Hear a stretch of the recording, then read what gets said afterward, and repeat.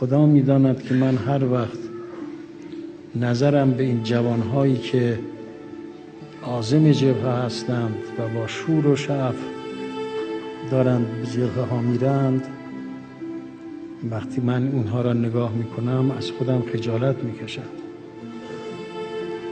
ما کی هستیم؟ ما چی هستیم؟ ما قریب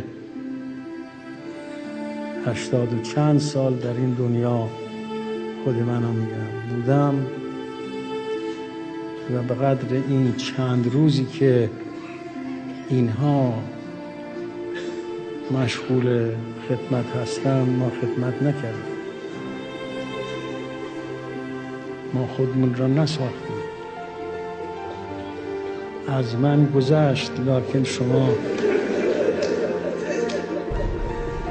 توجه کنید که خود را بسازید.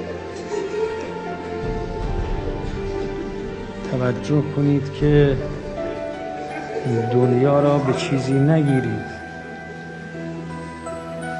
توجه کنید که همه رفتنی هستیم و باید به خدای تبارک و تعالی نزدیک بشیم تا اونجا ما را راه بدن.